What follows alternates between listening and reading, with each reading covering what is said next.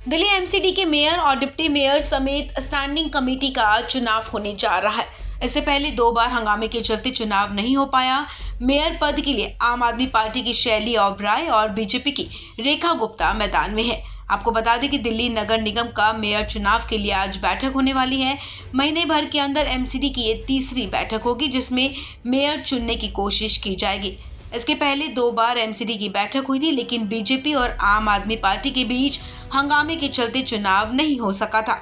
दिल्ली नगर निगम अधिनियम DMC act 1957 के तहत मेयर और डिप्टी मेयर का चुनाव नगर निकाय सदन की पहली बैठक में ही हो जाना चाहिए, लेकिन नगर निकाय चुनाव हुए 2 महीने का समय बीत चुका है, लेकिन अब तक दिल्ली को नया मेयर नहीं मिला है। इससे पहले एमसीडी सदन की बैठक 6 जनवरी और 24 जनवरी को बुलाई गई थी, लेकिन बीजेपी और आम आदमी पार्टी के पार्षदों के हंगामे की वजह से पीठासीन अधिकारी ने मेयर का चुनाव कराए बिना ही कार्रवाई स्थगित कर दी थी। 6 जनवरी को हुए नगर निगम सदन के पहले सत्र में दिल्ली के मेयर के लिए मतदान शुरू होने से पहले सिविक सेंटर में बीजेपी और आम आदमी पार्टी के सदस्यों के बीच मनोनीत पार्षदों के शपथ ग्रहण को लेकर भारी बवाल होने के बाद बैठक भंग कर दी गई थी। उसके बाद 24 जनवरी को हुए दूसरे सत्र में नगर निगम के मनोनीत और निर्वाचित दोनों सदस्यों के शपथ लेने के बाद पीठासीन अधिकारी और बीजेपी पार्षद ने बैठक अगली तारीख तक के लिए स्थगित कर दी थी। एमसीडी के एजेंडे के तहत मेयर और डिप्टी मेयर के चुनाव की प्रक्रिया सुबह 11 बजे शुरू होगी। दिल्ली नगर निगम अधिनियम 1957 के अनुसार महापौर और उप महापौर का चुनाव निकाय चुनाव होने के बाद सदन की पहली बैठक में होना चाहिए। 6 जनवरी और 24 जनवरी को हुए पहले 2 सत्रों को पीठासीन अधिकारी ने मेयर चुने बिना बीजेपी और आप के सदस्यों के बीच हंगामे और तीखी नोकझोंक के बाद स्थगित कर दी थी।